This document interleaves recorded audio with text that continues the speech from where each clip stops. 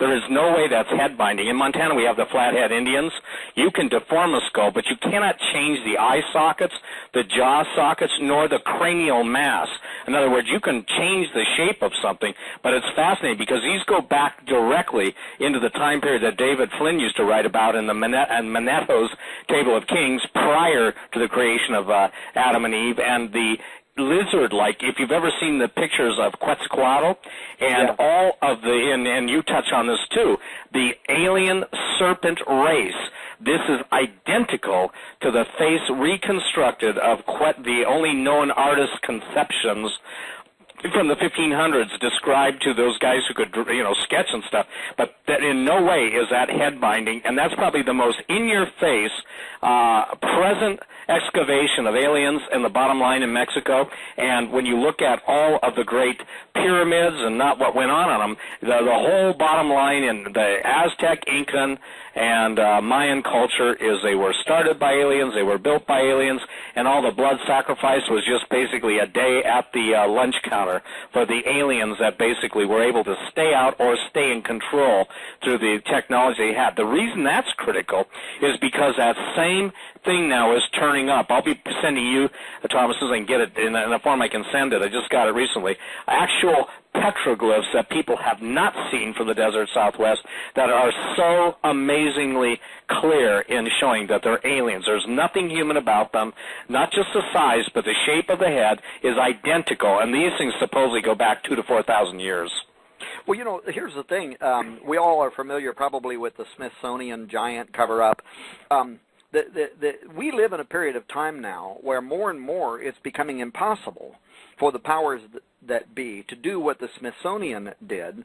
We have people that go out and they dig into these burial mounds and get those giants that the Indians had talked about, and they get the bones and they take them into the Smithsonian, they hide them, or any other organization that is seeking to try to control man's idea about Earth and Earth history and the date of the Earth, and to try to make the world believe that the idea of the giants is something more than mythology.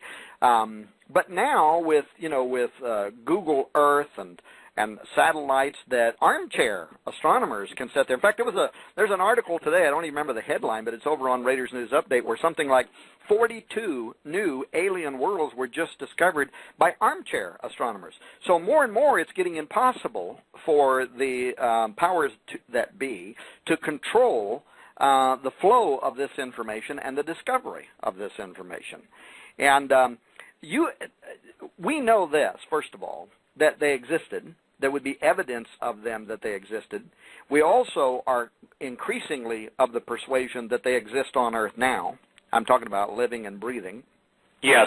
And furthermore, we know, if you believe the Bible, if you're a biblical literalist like I am, we know that the Bible predicted that at the end times, this would be one of the signs of the times, the return on Earth of the Nephilim. The ancient Hebrews that translated the Septuagint into Greek understood that the prophet Isaiah, in chapters 13 and 14 of Isaiah, that he was predicting the return of the giants with monsters at the advent of the destruction of Babylon, which is something to still happen in the final age. And you and I have quoted and talked about that verse before, Isaiah 13. Open the gates, ye ruler, I give command, and I bring them. Giants are coming to fulfill my wrath. The 16th chapter of the book of Enoch writes of the deceased offspring of the Watchers, the spirit of the giants, the Nephilim, as being released at the end of time to bring slaughter and destruction upon man.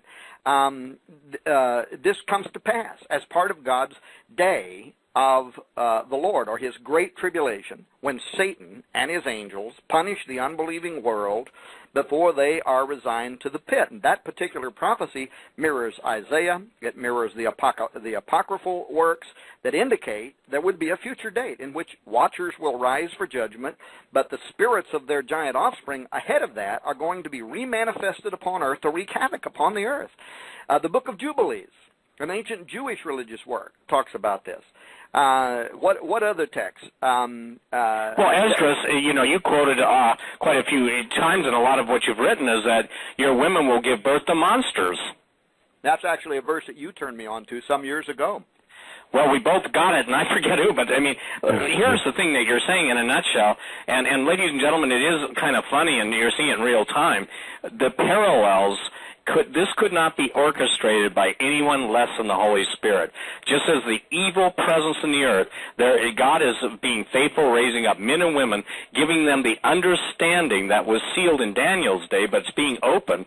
And the thing that even Sir Isaac Newton talked about, and Dave Flynn was the first fruits of having stood upon the shoulders of giants, the first to crack Newton's code, and then he went home to be with the Lord, and now there are others who are being given insights, and it's for this. It's because Jesus loves his children, he loves his people, he loves his creation, and there is a war of intergalactic proportion. Tom, I was told 2 years ago, just to put this into context, and we've talked, so I think you know what I'm referring to in part, is that there was an attempt to break through literally the things that we have in deep, deep space by an armada, and it was the advanced scouting party, and they were stopped. And interesting, I was told maybe intentionally, I think it must have been intentionally now, and I broadcast it on the radio, and some of you will remember the broadcast. It wasn't a fake War of the Worlds, it was a real-time War of the Worlds where I said a certain group of the MMB, Mighty Men of Valor, and had been told to stand down. Well, those guys who control the entities that are coming, or at least in communication, took that as mean they had a fair rule and run at the planet. So God is still stopping them, and because of that statement, I guess a trap was laid. And again, people have a hard time wrapping their brains around this stuff, and I understand. You know, it is so out of bounds of what we've been told. But in the world that they live in, what they talk of is the core CORE reality, and what we live in is the illusory world of lies, bloody lies, and extreme lies. I won't use the other word, but that's where we live. But the thing that you've been saying, and I've been saying the longest, is that we are now at the time where this is going. It's going by the book. It's going in a very progressive and an accelerated rate. And when you've got, how many Catholics are there? And this isn't Catholic bashing. There are, 1.5 billion people that are Catholics, and I don't think they understand the battle that they're going to be in, the traditional Catholics versus those who are going to try to be swayed to accept the alien God. And I think that the time has come where, you know, people, I don't care what, where they claim they've come from, when they say that whatever tradition or religious background, they've got to get it right with Jesus, because the deception is going to be so great. I'm getting emails, is this a great deception Jesus talked about? Hello, yes, it is. Well, and while the Vatican is certainly going to be the biggest duck in the puddle with upcoming responsibility for controlling the flow of disclosure information for the world's religious communities, they're certainly not alone among consulting academia. For instance, there are astronomers who are working to pinpoint the alien home bases. This is part of what's a real mystery to us right now. And they're searching for what they call Dyson spheres. They're searching for large artificial structures, but some of these are being funded. In fact, some of the most newsworthy ones that are searching for Dyson spheres, they're being funded in large part by the Templeton Foundation, who you and I have talked about before, a philanthropic organization that's interested in genetics, and they're interested in very alien-sounding transhumanist aspirations as the path towards hybridizing humanity to post-human. The Templeton Foundation, I think we talked about this. I'm not going to get into it. They're the ones that have been funding this series of lectures over at the Arizona State University. We're back to Arizona again, right? Facing the Challenges of Transhumanism, Religion, Science, and Technology. That's the name of the series. But that led to, in 2009, that led to a second project at ASU called the Sophia Project, named after the Greek goddess Sophia, because Sophia is the one that helps us make contact with them.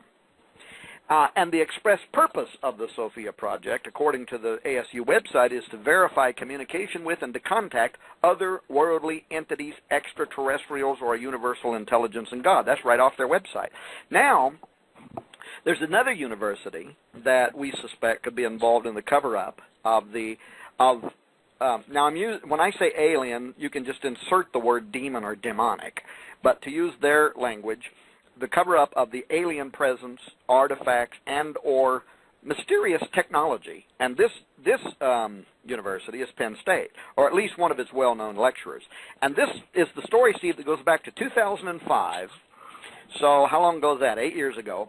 You and I were doing a series of Q-File shows, and suddenly a story shot across the World Wide Web of a giant Leviathan-type creature that had been discovered in the polar ice of Franz Josef Land.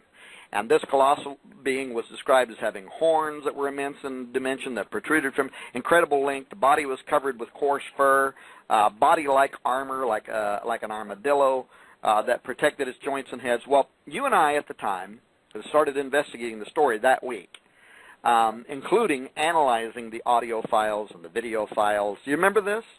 Yes, I do. Now that I had completely spaced it out, but now that you bring it up, I go, goodness, I forgot about that. Well, this story has new life all of a sudden.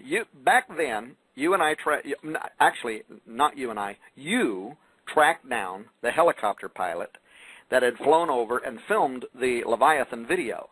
And according to the pilot, Sony had created this docudrama hoax in order to virally promote the release of a new PlayStation 2 game called Shadow of the Colossus, remember? Absolutely, and I did literally talk to that pilot. Yeah, and you reported actually the discussion with the pilot to George Norrie on Coast to Coast AM that same week. But before the whole thing was put to rest, other evidence was being unearthed by a couple of people who were working for me at Raiders News Network that suggested maybe all of us had only scratched the surface of what was really a much deeper mystery, or a bait and switch that was designed to throw people off the trail of a legitimate recovery effort at or near the Franz Josef site. Well, among the most interesting and potentially telling pieces of that puzzle was a senior lecturer in anthropology and American studies at Penn State University by the name of P.J. Caplati.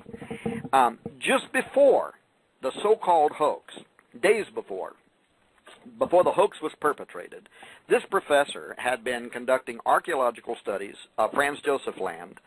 And then, and this is really important to note this, he followed his research of the site by immediately advocating to the United Nations the need to establish international laws and or treaties, and this is to quote him, to preserve alien artifacts, end quote.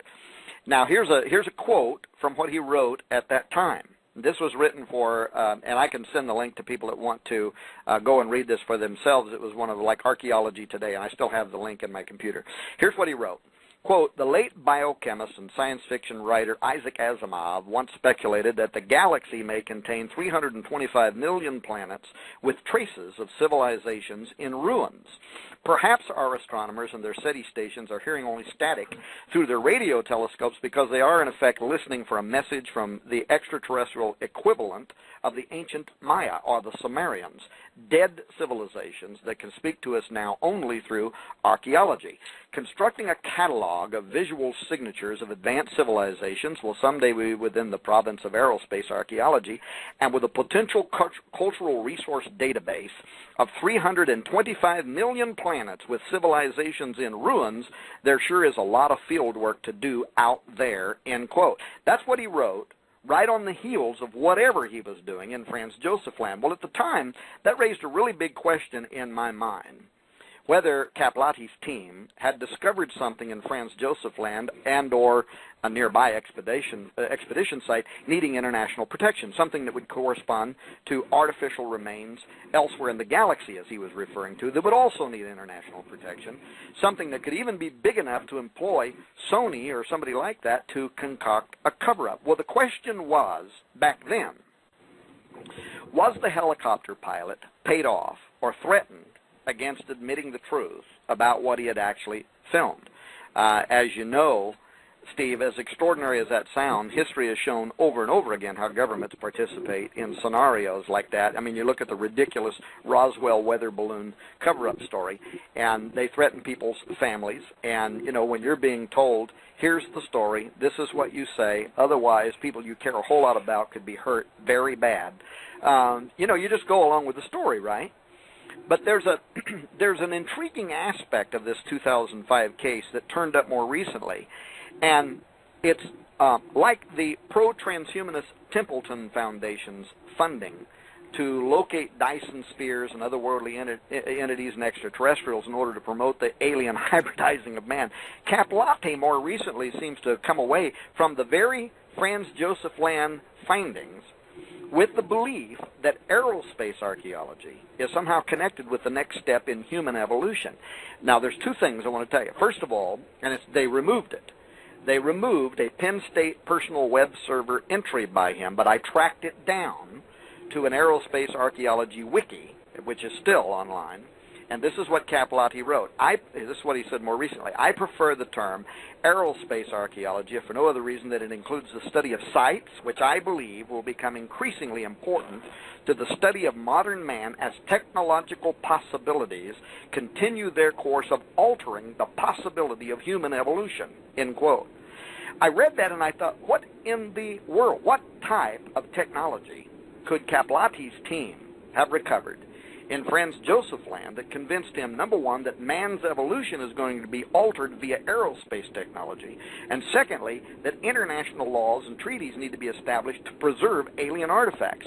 Well, in following your and my 2005 investigation, Capilati wrote a book called The Human Archaeology of Space, Lunar, Planetary, and Interstellar Relics of Exploration. It was published by McFarland Publishing, in which he discusses the very same shadow of the Colossus Leviathan conspiracy that you and I investigated, and furthermore, he quotes me and you. He admits that at the time he made 2 voyages to the North Pole on board the Russian icebreaker Yamal, you know. Yep. And here's what he says. During the voyage, as we returned from the pole, we landed by helicopter on Rudolph Island in Franz Joseph land, end quote. Capilati then describes his team's excursion to the site, get this, to examine the remains of an enormous spacecraft. Now, he then goes on to claim that the enormous spacecraft was a Soviet TB-3 bomber whose presence the Soviet Union was also trying to bury as deeply as possible. In fact, if you read his book, the more you read, the more questions it raises about why in the world would the Soviet Union be so concerned with burying the fact that they had a crashed bomber out there. But why surveying a crashed airplane could be described as needing international laws and treaties to preserve alien artifacts, why it would be described as an enormous spacecraft, and how would it have the power to alter humanity via aerospace archaeology. Nothing in this sentence, nothing in these paragraphs that he writes adds up. But then he actually takes several pages, not only to talk about the shadow of the Colossus Leviathan conspiracy, but he starts naming our research. He talks about well, here's a quote. This aerospace archaeology taken up as a central element of an argument for the presence of artifacts of extraterrestrial intelligence here on Earth in a series of articles called Stargates, Ancient Rituals, and Those Invited Through the Portal. Remember that series, Steve? Yes, that was one that was so phenomenal and how many times it was downloaded across the world. Yeah, but it was all me and you and Q-File shows. Anyway, it's posted on, I think it might have been posted on your site. It was posted on Raiders News Update. And he goes on to talk about how we speculated that it was the disbelievers that were being conned, in this case by a specially created hoax that was in fact part of a larger cosmic conspiracy involving, you guessed it, me, end quote. That's an exact quote. But after republishing this large part of our investigation in his Archaeology of Space and Interstellar Relics work, Capilati then repeats his claim, nothing otherworldly was discovered at Franz Joseph Land, but he does so once again without explaining how could a crashed Soviet airplane lead to the next step in human evolution, nor why, following whatever was discovered in the Arctic Ocean north of Russia, that had provoked his immediate advocacy of international treaties to preserve alien artifacts. So it's quite amazing, isn't it? Right, and let's tell people where Franz Joseph Land is. It's basically directly north of let's see, it's north of the Barents Sea. If you go to Scandinavia, the top of Sweden, you just go due north and due east. But here's something interesting. It's very close to Svalbard. I mean, that's the closest area, and Svalbard is where all the globalists have their seed bank. Remember that, Tom? Right, absolutely. So the question is, okay, is there something in Svalbard, too? Look, here's the deal. Everybody that I know and have talked to who's in that world of ultra-black, Hawk has made mention of the Death Star, actually hearing communications. There are people that have, and Death Star is not like the Star Wars, but the very thing that people are mocking. You and I have done just a lot of hours of trying to get people to understand this, but it's like the Black Sea artifact that was sending out signals. It's like the crystal pyramid off the Bermuda Triangle. The thing that people have got to understand is the true reality versus the false reality. The core reality, Stargates and everything Tom and I talk about, that's why the iPads, the iPods, the iPhones, the iMacs, and everything else that's designed to entertain us, critical thinking has been subdued by entertainment and subharmonic mind control. And so what we have right now is we have a breaking forth of relics. We have a breaking forth of real revelation. And I tell people, Tom, if they'll do their own homework, after you and I go on a show, obviously everybody will say, I think those guys are crazy. Well, you can think we're crazy, but we've spent the majority of both our lives investigating this stuff in the mouth of 2,000 or 3,000 witnesses. Maybe there's something there to get your attention, my attention, our attention. And now with what you guys have found out at Mount Graham, it blew my mind and provoked me to go further. And I thank God for that, because it seems like whenever you do something that you're doing, it triggers in me, or I'm doing something, it triggers in you, meaning it brings us into a realm that God says, it's time, guys. I want you to reveal this to my people. Why? So they're not deceived, so they're not destroyed, and so they're not led away captive by demons, doctrines of demons, and fallen angels. And that's about it in a nutshell to describe why most people simply they're too tuned in to the mind control to do any critical thinking on their own. And while they do that, they've abdicated their duty to be constantly vigilant and standing guard or standing up for the truth. I can tell you this, that the Christians are going to have their whole paradigm shaken unless they seek the Lord, ask the Holy Spirit to reveal what we're talking about to them. And you know that we can do the best we can, but I really want you, if you would just explain the thinking on how the transition is going to be made. At first, it won't be necessary to deny your faith, but at some point everything changes, and then people are going to be not only commanded, but absolutely forced to either comply or die. And that's when it becomes, let's say, this dicey beyond the theoretical. Yeah, well, and just before I do that, if you've been reading the series as we've published it, did you see where Guy Cosmonago used the example of the Nephilim to draw a parallel to the type of alien saviors that might come to the earth? Did you see that? He sent us Yes. He sent us a 70-page private PDF outlining the Vatican's highest thinkers on this issue, including himself, and that was one of the examples that they used in there, which I found to just be absolutely astonishing, and especially when he refers to Jesus as someone that we might think of as a child of one of these other races, which instantly my question back was, really? I mean, what are you suggesting, that the impregnation of Mary, which is something very sacred to Catholics, that this was an alien abduction phenomenon, right? That's exactly what it sounded like he was saying. Anyway, it reminded me of another investigation that you and I did a decade ago in 2003, when archaeologists discovered a magnetic anomaly in the ground where the Euphrates River once flowed, and it turned out to be, remember this, according to the archaeologists, it was the lost tomb of King Gilgamesh, the legendary ruler of Samaria. And share with people who Gilgamesh was also half man and half God, and I can tell you this, that when that was found, I was in contact with a group of people that their sole goal for our government is to secure that DNA. And by the way, it was real. And the whole purpose of the Iraqi invasion wasn't weapons of mass destruction. They really did, Tom, pilfer what Saddam Hussein had amassed through all the excavations in Iraq, which obviously is Babylon. So it was interesting. One general told me point blank. He told me this one-on-one, not through anything, but he said it to me. He said, Steve, everything in the world of black ops is either to secure antiquity and keep it from coming into the light, or to acquire the weaponry and the technology to integrate into our battle plan. And some people just simply can't take that. Well, that's right. I mean, and if somebody wants, if anybody doubts that the tomb of Gilgamesh was found, or that that's a story that, we didn't have our facts on right, they can email me.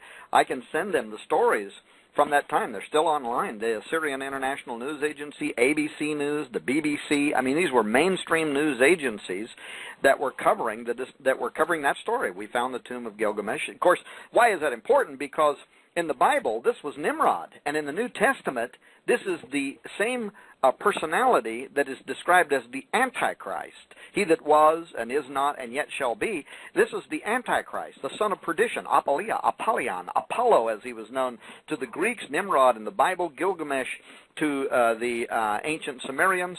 But this is the same personality or Antichrist spirit that's going to rise up again in the end time. So you got to know that in high intelligence in our governments, they're fully aware of these prophecies. And when somebody says we have found the legendary tomb of King Gilgamesh, well, guess what? A few seconds later, you've got American troops surrounding the location. But now, here's another thing that at the time I didn't think about, but I thought about it since. It's interesting, isn't it, that that's the same location. That discovery is the same location that's mentioned in the book of Revelation, chapter 9, when John describes the bottomless pit opening up. The gateway to the underworld, Revelation 9, located near the Euphrates, where ancient Babylon stood, and that's where they said they discovered this tomb or this opening, this Gilgamesh thing. And whatever the case was, within hours of the find, the U.S. military, they go in, they set up a barrier around the site, they remove whatever's there, they secret it away to places unknown, and the media that had all been set to cover the Gilgamesh findings suddenly find themselves without any kind of a story and in the dark. Now, according to Graham Hancock and Robert Bauval in their book Message of the Sphinx, at the same time, the U.S. and Egyptian government blocked independent investigations around the Great Sphinx of Giza. Why would they have done that? You know, the Great Sphinx, this is where some believe there's a Hall of Records. I don't know if that's true or not, but some people believe, and of course it was the psychic Edgar Cayce, I think, that got a lot of people excited about that. But there are some very ancient works, too, that also talk about how there might be this library containing the lost knowledge of the Egyptians on papyrus scrolls, the history of the lost continent of Atlantis or whatever it is, buried there. But it just shows the pattern is consistent over and over again. All this follows a very consistent protocol. In fact, in research for Exo Vaticana, we tracked down a forgotten report by the Brookings Institution, the #1 policy think tank in the world that have contributors from every field of science, industry, philosophy, and religion. And they published a secret report in the 1960s. We're going to give this report away free when the book comes out. But they published this report for the Committee of Long-Range Studies of the National Aeronautics and Space Administration, in which they argued in favor of NASA and other national agencies doing exactly what Kaplati and all these other people have argued for, and that is withholding from the public knowledge or evidence of alien artifacts. And in the Brookings Institute, they speculate the reason for withholding it is because, well, they felt that it was going to completely upset the balance of society if it wasn't introduced in the right way and at the right times. And what's also very interesting is that they were particularly concerned with fundamentalist Christians. In fact, I think they had Steve Quayle in mind, because when you read their secret report, they talk about how fundamentalist Christians might react to and even define the issue through broadcast and print media. And they were very concerned about that.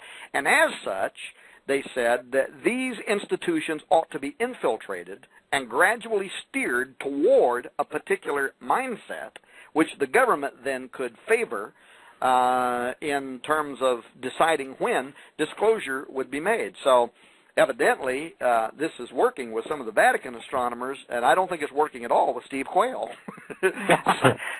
Well, I got to tell you something. I thought it was interesting when in their long list of crimes for the common man, even believing in pre-Adam showed up on somebody's list of terrorist activities. Don't you find that interesting? That's very interesting, yeah. Sure. Yeah, very interesting. You know, here's the thing. The truth will always be persecuted by the lying devils that seem to inhabit academia, the government, politics, but even the Pentagon refers to the gods of the Samaritans, and I've said on open broadcast, Tom, the last 10 years, you guys may, wait with bated breath for the gods of the Samaritans, little g, but when you deal with the God of heaven, and the God of heaven who is literally the Lord of hosts, and the general of the hosts of heaven, I think they've got a battle in mind that they're not prepared to win, yet they will try. My general friend told me this. He said, Steve, He said all our weapons technology, ancient and contemporary, a composite of ancient combined with what we know now, is all designed for one purpose, and that is Satan and his minions and his willing dupes and the Illuminati